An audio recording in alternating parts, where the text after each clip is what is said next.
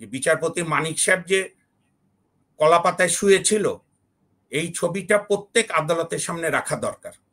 কেন বাংলাদেশের জনগণ বিজয়ের প্রথম প্রহরেই প্রধান বিচারপতির বাড়িঘরে হামলা চালালো, ক্ষোভের আগুনে অনলে পুরালো, বিচারপতি ভবনের 3 তলা পর্যন্ত ভাঙচুরের চেষ্টা করলো? আমি আমার অনেক হাইকোর্টের বিচারপতিদের কোর্টে, সম্মানিত বিচার বেঞ্চে আমি বলেছি, মাই লর্ড, গত 15 বছর আমরা দেখেছি নির্বাচন আসলে এখন যে সমস্ত বিচারপতিরা বিপ্লবী কথা বলে তাদের বেঞ্চও আমরা গিয়েছি। 14-18 নির্বাচনে, বিশেষ করে 18 সালের নির্বাচনে তদানীন্তন প্রধান বিরোধী দল বিএনপির অনেক প্রার্থীর মামলা নিয়ে অনেক আইনজীবী গেছে, আমার মতো আইনজীবীও, ক্ষুদ্র আইনজীবী তখন বা এখন, আমরাও গিয়েছি। কোনো কথা বলেনি কেউ। যারা বিএনপি থেকে নমিনেশন, বিএনপির আমলে নিয়োগ হয়েছে, তারাও ওই সরকারের সঙ্গে তাল মিলিয়ে চলেছে। নির্বাচন নিয়ে কোনো অর্ডার দেব না। আমরা তো সেই অন্ধকার যুগের অবসান চাই।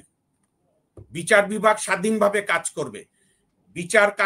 আমি মনে করি বিচার বিভাগ সেই দিন স্বাধীন হবে যেদিন প্রধান বিচারপতি থেকে হাইকোর্ট বিভাগের শেষ বিচারপতি পর্যন্ত মনে করবে যে এইটা আমার চাকরি না, এইটা আমার সাংবিধানিক দায়িত্ব। আমি ওথ নিয়েছি সংবিধান রক্ষা করব, সমর্থন করব, এবং আমি ওথ নিয়েছি রাগ, অনুরাগ বা বিরাগ ভাজন না হয়ে বিচার করব। এই ওথ, এটা আপনি আইন করে ওই ভাতের হোটেলের, হারুনের ভাতের হোটেলের বদলে যে স্যান্ডউইচের হোটেলের আলী রিয়াজ কি রিপোর্ট দিল, এগুলো যায় আসে না। এই বোধ যদি বিচারপতিদের না আসে, তারা যদি মনে করে আগে আওয়ামী লীগ সরকারকে খুশি করতে গিয়েছি, এখন অন্তর্বর্তী সরকার কি চায় সেই তালে তাল মিলাই, তাহলে জাতির জন্য পরে যে সরকার আসবে আবার সেই সরকারকে খুশি করবে। জাতির জন্য অন্ধকার, বিচার বিভাগের জন্য অন্ধকার, আমাদের আইনজীবীদের জন্য অন্ধকার। এই পেশা বাদ দিয়ে গ্রামে গিয়ে ধান চালের ব্যবসা করতে হবে, তাও করে ফেলা যাবে, বাপদাদার কিছু পৈতৃক সম্পত্তি আছে হয়তো আমার। তো যাই হোক, কিন্তু সবচেয়ে বড় কথা, আমার বাংলাদেশ সে ক্ষতিগ্রস্ত হবে। কারণ একটা দেশটা কতটা সভ্য তা নির্ভর করে সেই দেশের বিচার বিভাগ স্বাধীন কিনা, বুঝেছেন? আমি একটা প্রায় কথা বলি, আমি শেষ করি। আমি বিভিন্ন সময় বিচারপতি মহোদয়কে বলার চেষ্টা করেছি যে বিচারপতি মানিক সাহেব যে কলাপাতায় শুয়েছিল, এই ছবিটা প্রত্যেক আদালতের সামনে রাখা দরকার।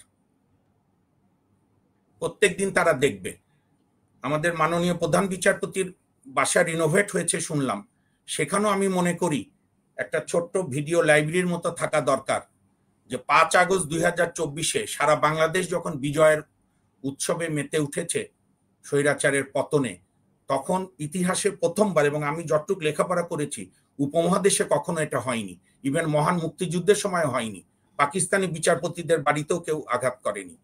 কেন বাংলাদেশের জনগণ বিজয়ের প্রথম প্রহরেই প্রধান বিচারপতির বাড়িঘরে হামলা চালালো, ক্ষোভের আগুনে অনলে পুরালো, বিচারপতি ভবনের 3 তলা পর্যন্ত ভাঙচুরের চেষ্টা করলো?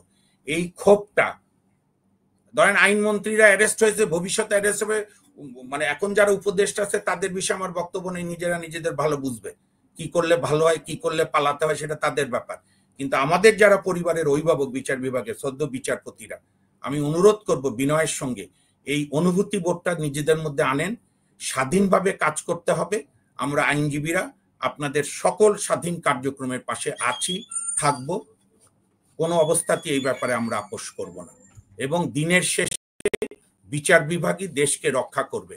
বিচার বিভাগ যদি আবারও দলীয় অনুগত হয় বা ভবিষ্যতে যারা ক্ষমতায় আসবে তাদের দিকে আগেই কান্নিখে পড়ে থাকে, ঢেলে থাকে, ঢলে পড়ে, তাহলে এর চাইতে বেদনার আর এর চাইতে, এবং আমি আবারও রিপিট করি, যতদিন বিচার বিভাগের প্রতিনিধিবৃন্দ, বিশেষ করে হাইকোর্ট এবং আপিল বিভাগের বিচারপতিরা এটাকে চাকরি মনে করবে, ততদিন আপনি আইন করেন, বাইবেল আনেন, চাই যত রকম ম্যাগনা কার্টা আনেন, বিচার বিভাগ স্বাধীন হবে না।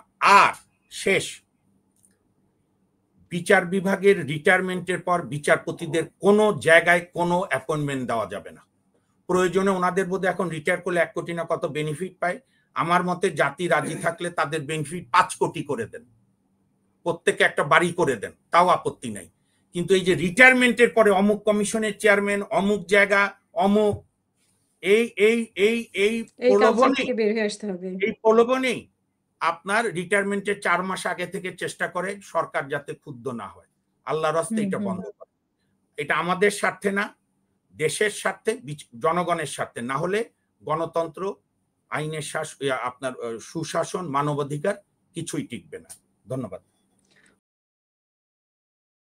আমাদের গত 15 বছর বা 16 বছরে যে গণতান্ত্রিক আন্দোলন, সেটার কিন্তু প্রতিশোধ নেওয়ার আন্দোলন ছিল না, সেটা ছিল গণতন্ত্র ফিরিয়ে আনার, যারা দোষী তাদের ন্যায় বিচার করা, এবং যতক্ষণ সে দোষী প্রমাণিত না হয় ততক্ষণ সে নাগরিক হিসেবেই তার অধিকার পাবে।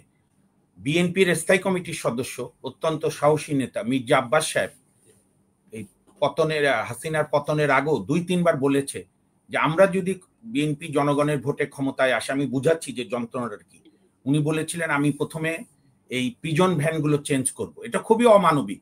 ফখরুল ইসলাম আলমগীর সাহেব, আমির খসরু চৌধুরী, মাহমুদ সাহেবের মতো সজ্জন মানুষেরা, আমাদের মির্জা আব্বাস কিংবা যে কোনো নাগরিক, সে দোষী হোক, রাষ্ট্রের দায়িত্ব যে কোনো অপরাধীকে বাঁচিয়ে রেখে বিচারের মুখোমুখি করে আদালত যে সাজা দেবে সেইটা কার্যকর করা। প্রিজন ভ্যানের যাতায়াতটাই হচ্ছে অমানবিক।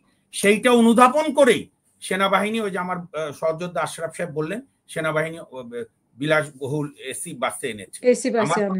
এসি না আসুক, যে নাগরিককেই আপনি আনবেন, সে হাসানুল হক ইনু সাহেব হোক আর যে সাহেব হোক আর যে কোনো নাগরিক হোক, আমি হই, প্রিজন ভ্যানটা উন্নত করা, নাগরিককে ডিহিউম্যান করা যাবে না।